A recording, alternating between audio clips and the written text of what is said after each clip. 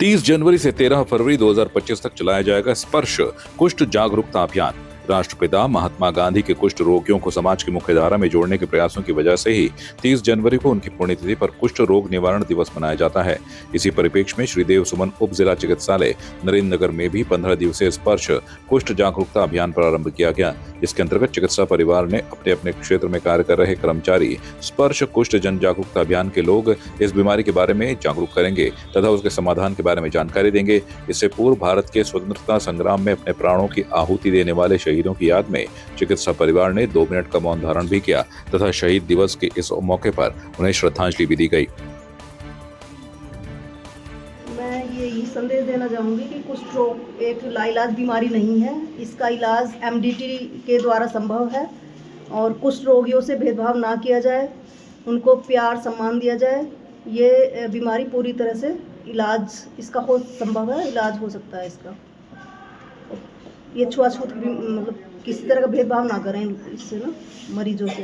कुष्ठ रोग असल में एक इन्फेक्शन है बेसिकली, जो हमारे जो नाक से छींकते हैं या कफ से या इससे ये फैलता है। तो थोड़ा हमें इस बारे में जागरूकता लोगों को जानकारी देनी होगी कि ये छूने से नहीं फैलता है, साथ खाने से नहीं फैलता है। आपको जो एक बेसिक प्रिकॉशन होते हैं जैसे जुकाम वगैरह के लिए, बस वही प्रिकॉशन आपको ध्यान रखने हैं। कुष्ठ रोगी कोई ऐसे मतलब कोई श्राप नहीं है, जैसे हम पहले बोलते हैं कि कुष्ठ रोगी श्राप है, समाज में कैसी मान्यता थी जो कि गलत है। अब पूरी तरह प्रूफ हो चुका है कि ये तो दवाइयों से बिल्कुल ठीक होता है। और लोगों में थोड़ी सी जागरूकता हो और थोड़ा सा लोग सामने आए जिनको ऐसी प्रॉब्लम है, छुपाए नहीं, खुल के बताएं और ये बहुत आसानी से ठीक होने वाली है। एक जुकाम जैसे ठीक होता है वैसे ही, बस थोड़ा इलाज लंबा है। खबर जनपद उधम सिंह नगर के खटीमा से है, जहां 32 वर्षों तक बगैर किसी लालच के कांग्रेस पार्टी के लिए कार्य कर रहे रवीश पटनाकर को बिना नोटिस के निष्कासित किए जाने को लेकर नाराजगी जताई। साथ ही लगाए गए आरोपों को निराधार बताया है। उन्होंने कहा कि वर्तमान नगर पालिका चुनाव में कांग्रेस की बड़ी हार का जिम्मेदार ठहराते हुए मुझे पार्टी से निष्कासित कर दिया गया, बगैर नोटिस दिए निकाल दिया, मुझे मेरी बात रखने का मौका भी नहीं दिया गया। इस हार के लिए पूर्ण रूप से खटीमा विधायक भुवन कापड़ी को जिम्मेदार ठहराते हुए उन्होंने कहा कि पदाधिकारी और संगठन से टिकट बंटवारे को लेकर कोई सहमति नहीं ली, इसलिए हार की भी पूर्ण जिम्मेदारी विधायक खटीमा को स्वयं लेनी चाहिए।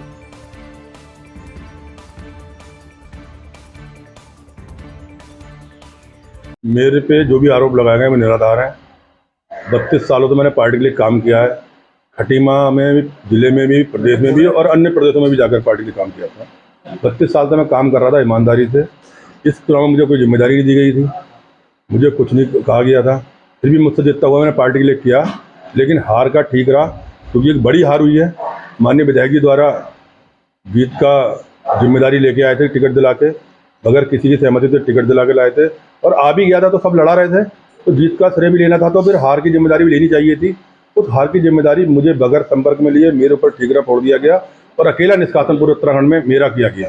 कांग्रेस की हार पूरे प्रदेश में हार हुई है, लेकिन ठीकरा एक व्यक्ति का, एक खटीमा के अंदर ठीकरा फोड़ देना, ये अन्याय हुआ मेरे साथ। और पहली बार कांग्रेस का जो संविधान है उसकी धज्जियाँ उड़ाते हुए उसमें ही अनुशासनहीनता करने वाले को कारण बताओ नोटिस दिया जाता है, उससे पूछा जाता है, सवाल जवाब किए जाते हैं। मुझसे कुछ नहीं किया गया, सीधे मेरे निष्कासन का आदेश ऊपर से हुआ। मुझे फ़ोन आया, मैंने इस्तीफा लिखने को कहा गया, मैंने इस्तीफा भी लिख दिया कि चलो इस्तीफा लेकिन इस्तीफा ना लेकर स्वीकार करके सीधे निष्कासन डायरेक्ट प्रदेश से मेरा किया गया और ये अन्याय मेरे साथ हुआ। मैं अभी कोई फैसला लेने से पहले मैं एक बार ज़रूर मिलकर उनको कहूँगा कि जब पार्टी के पूर्व मुख्यमंत्री हरीश रावत जी निर्दलीय का प्रचार कर सकते हैं, रामनगर में उनकी सभाएं कर सकते हैं, रोड शो कर सकते हैं, मयूख मेहर पार्टी के गद्दावर नेता और विधायक हैं, वो निर्दलीय को अपना खड़ा करके चुनाव लड़ा सकते हैं। सितारगंज में स्थिति खराब हो सकती है, नानकमता में नामांकन रद्द हो सकता है, किन कारणों से हुआ हो, उस सब पे अनुशासनहीनता की कार्रवाई ना करते हुए सिर्फ मेरे ऊपर पूरे प्रदेश में कार्रवाई कर दी गई और पूरे प्रदेश में चर्चा का विषय मुझे बना दिया गया एक छोटे से कार्यकर्ता को। ये मेरे समझ से परे था, मैंने इसलिए सफाई दी आज यहाँ बैठकर और मैं इसके बाद भी करूँगा। मुझे पौड़ी जिला क्षेत्र नगर पंचायत सतपुली में अध्यक्ष चुनाव में प्रचंड वोट से जीतने के बाद जितेंद्र चौहान ने वार्ड नंबर 1 में जाकर मतदाताओं का धन्यवाद किया। उन्होंने इस जीत को जनता की जीत बताया और कहा कि उनके द्वारा किए गए सभी वादे पूरे किए जाएंगे। उन्होंने बताया कि जिस तरह सतपुली की देवतुल्य जनता ने उन्हें एक तरफा जीत दी है, तो उनका फर्ज बनता है कि जनता की उम्मीदों पर खरा उतरें। मैं जनता से किए गए वादे के साथ ही अपने युवाओं के लिए सदाबहार रोजगार की योजना बना रहा हूँ। जल्दी धरातल पर योजना उतारी जाएगी, सतपुली का चौमुखी विकास किया जाएगा। वार्ड नंबर 1 में जहाँ के पार्षद अमन रावत जी बने हैं, मैं उस वार्ड में सारी मातृशक्ति का कुछ लोग भी यहाँ पर है, मैं सबका धन्यवाद करने यहाँ आया हूँ। और ये कार्यक्रम मेरा ऐसे चल रहा है और मुझे कल जो है वार्ड नंबर 4 में भी जाना है।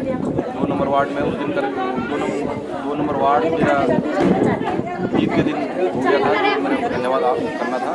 और 3 नंबर वार्ड मुझे परसों जाना है। जो उन्होंने मेरे विश्वास जताया है, जो उन्होंने मुझे जो मेरे कंधे में जो उन्होंने भार दिया है, मैं निश्चित ही उस भार को संभालूंगा और जो उनकी भावना मेरे से जुड़ी है मैं उनकी पूरी भावना में खड़ा करके दिखाऊंगा और जो विकास के काम यहाँ अधूरे थे उनको पूरा करूँगा। धन्यवाद करना चाहूँगा अपने कैलाश मोहल्ले वार्ड नंबर 1 का और समस्त बिहार घाटी सतपुली की जनता का कि आप लोगों ने हमारे चारों सभासद और अध्यक्ष को भारी बहुमत से अपना आशीर्वाद देकर विजयी बनाया है। देखिए, हमारा सीधा मुद्दा ये है कि हमें जो पिछले 5 साल में जो कार्य नहीं हो पाए हैं उन कार्यों को हम पूर्ण करेंगे और जो मातृशक्ति ने हमें आशीर्वाद दिया है उनकी विजयों पर हम पूरी तरीके से खड़ा होंगे। चुनाव में जो जनता ने कांग्रेस प्रत्याशी जितेंद्र चौहान और चारों वार्डों में अपना समर्थन दिया, उसके लिए मैं जनता का धन्यवाद करना चाहता हूं। और ये इस समय जो ये कैबिनेट मंत्री सरकार महाराज जी हैं, ये भाजपा का यहाँ पर पहले मेयर नगर अध्यक्ष रह चुके हैं।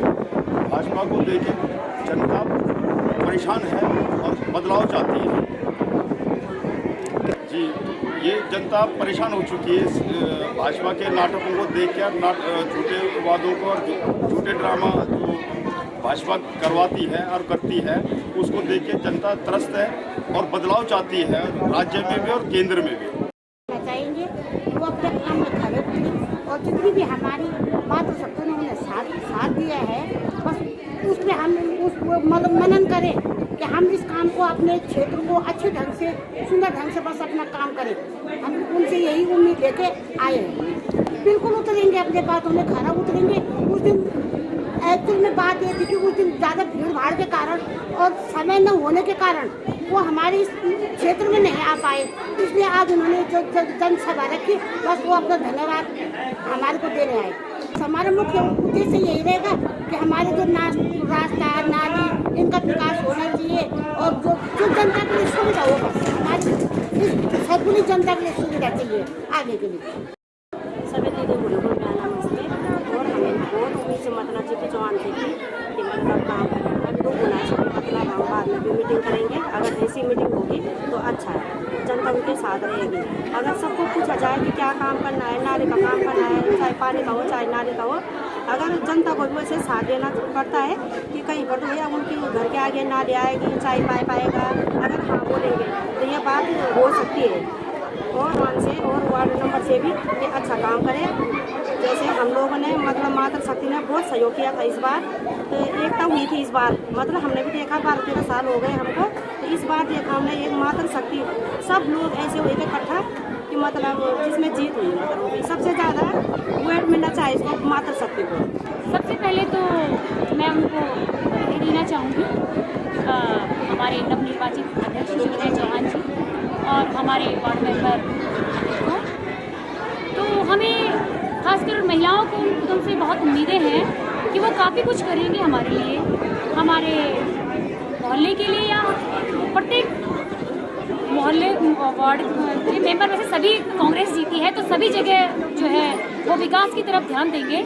और उन्होंने काफ़ी कुछ वायदे किए हैं और हमें लगता है कि वो अपने सारे वादे जो हैं पूरे भी करेंगे। हमारी तरफ से उनको ढेर सारी बधाइयाँ हैं। उन्होंने काफ़ी कुछ कहा भी है अभी, और प्रत्येक से पर्सनली बात जो की वो उनका तरीका भी काफ़ी अच्छा लगा हमें। बागेश्वर जनपद के नगर पंचायत गरुड़ में हाल ही में हुए चुनावों में चुनावी नतीजों का विवाद थमने का नाम नहीं ले रहा है। गरुड़ नगर पंचायत चुनाव में एक रोचक मुकाबले में कांग्रेस की भावना वर्मा ने भाजपा की प्रत्याशी ललिता वर्मा को 37 मतों से हराया था। निकाय चुनाव में गरुड़ प्रशासन की कार्रवाई लगातार सवालों में है। एसडीएम गरुड़ जितेंद्र वर्मा पर कांग्रेस प्रत्याशी भावना वर्मा को जिताने का आरोप है। गरुड़ में कांग्रेस प्रत्याशी भावना वर्मा की ओर से नामांकन पत्र में गलत दस्तावेज पेश किए गए, जिनकी जांच गरुड़ प्रशासन नहीं कर पाया है। गरुड़ प्रशासन को कांग्रेस प्रत्याशी की शिकायत करने के बाद भी कार्रवाई नहीं होने पर गरुड़ के समाज सेवी गोपाल वनवासी ने एसडीएम गरुड़ और थाना बैजनाथ में जाकर कार्रवाई के लिए प्राथमिक रिपोर्ट दर्ज कराई है। इसमें जो इलेक्शन निकाय इलेक्शन अभी यहाँ पे कंक्लूड हुए हैं, उसमें हमें नामांकन और स्क्रूटनी के उपरांत एक शिकायत प्राप्त हुई थी। वो शिकायत चूँकि हम लोग आचार संहिता के तहत हम उस पर उस समय कार्रवाई नहीं कर पाई थी, हमने उसमें मार्गदर्शन मांगा था राज्य निर्वाचन आयोग से, परंतु वहाँ से हमें कोई गाइडेंस प्राप्त नहीं हुआ था। लेकिन चूँकि अब जो है राज्य निर्वाचन आयोग द्वारा आदर्श आचार संहिता को हटाने की घोषणा कर दी गई है, तो अब उसमें अगर हमें ऐसे कोई शिकायती प्राप्त हुआ है तो उस पर अब हम अग्रिम कार्रवाई करेंगे। के बाद वो लेटर प्राप्त हुआ है। अब चूंकि उसका चुनाव की प्रक्रिया वो लेटर बाधित नहीं कर सकता है, इसलिए अब हम उस पर जाँच आगे करवाएंगे। तो सर हमारे यहाँ सिस्टम इंस्टीट्यूशनल सिस्टम है, हम उसको तहसीलदार कार्यालय को आगे प्रेषित करेंगे, फिर उसमें जाँच होकर जो भी आएगी उस हिसाब से हम उसमें का जो शिकायतकर्ता है उसको सूचित करेंगे। देखिए, गरुड़ में नगर पंचायत अध्यक्ष पद प्रत्याशी भावना वर्मा द्वारा रिटर्निंग ऑफिसर के समक्ष झूठा शपथ पत्र प्रस्तुत किया गया है नामांकन के दौरान। उस संबंध में मैंने रिटर्निंग ऑफिसर को भी जो है शिकायत पत्र दिया था, 13 तारीख को दे दिया था, लेकिन 13 तारीख से आज दिन तक रिटर्निंग अफसर ने कोई भी कार्रवाई उस पर नहीं करी। जबकि सेम हल्द्वानी में भी हुआ था। हल्द्वानी में भी झूठा शपथ पत्र जब दाखिल किया था तो रिटर्निंग ऑफिसर ने सभासदों के खिलाफ डायरेक्ट FIR दर्ज करने के ऑर्डर दे दिए गए थे। इसको हम सीधी प्रशासनिक लापरवाही कहेंगे, या फिर इसको कहेंगे जानबूझकर उसको बचाने का प्रयास प्रशासन द्वारा किया जा रहा है या रिटर्निंग अफसर द्वारा किया जा रहा है। इस संबंध में मैंने कल भी जो है शिकायत पत्र पुनः दिया था कि आपके द्वारा जांच न कर घोर लापरवाही की गई है करके। कल भी मैंने शिकायत पत्र दिया था, लेकिन मुझे नहीं लगता कि प्रशासन इस पर कोई गौर कर रहा है। प्रशासन इसमें अपना जो है मतलब हिल डुल वाला रवैया अपना रहा है, और मैं मजबूर होकर आज थाना के समक्ष आया हूँ कि यहाँ पे इनकी विधिवत FIR करें, ताकि इनने झूठा शपथ पत्र दाखिल किया है। शपथ पत्र में इनने जो है कृषि ज़मीन नहीं दिखा रखी है। एक कॉलम में साफ साफ लिखा है कि इनके नाम पे कोई कृषि ज़मीन नहीं है, और उसी के एक कॉलम में लिखा है कि कृषि से आई भावना वर्मा की 1,20,000 है, जो सरासर झूठा तथ्य है। और सबसे बड़ी बात यह है कि इनका नगर पंचायत क्षेत्र में सरकारी ज़मीन पर अवैध अतिक्रमण भी है, जिसमें हेम ज्वेलर के नाम पर जो है ज्वेलर्स की दुकान चलती है, जिनका जो लाइसेंस प्राप्त है, और जो भी हॉलमार्क का जो लाइसेंस प्राप्त सुनार होते हैं, ज्वेलर्स वाले होते हैं, इनका RTR भी होता है, GST भी, सब कुछ होता है। ये सारी तथ्य इन्हें जो है अपने शपथ पत्र में छुपाया है, और तमाम पहलू को लेकर मैं जो है आज थाने पे पहुंचा हूं, ताकि इनके खिलाफ प्रथम सूचना रिपोर्ट दर्ज हो सके। आपकी इस पर क्या राय है, हमें कमेंट कर जरूर बताएं। इसके साथ ही आप हमारे YouTube चैनल को सब्सक्राइब कीजिए। आप हमें Facebook, Instagram, Twitter पर फॉलो भी कर सकते हैं, और संवाद 365 के साथ एक क्लिक में जुड़ने के लिए डाउनलोड कीजिए संवाद 365 ऐप।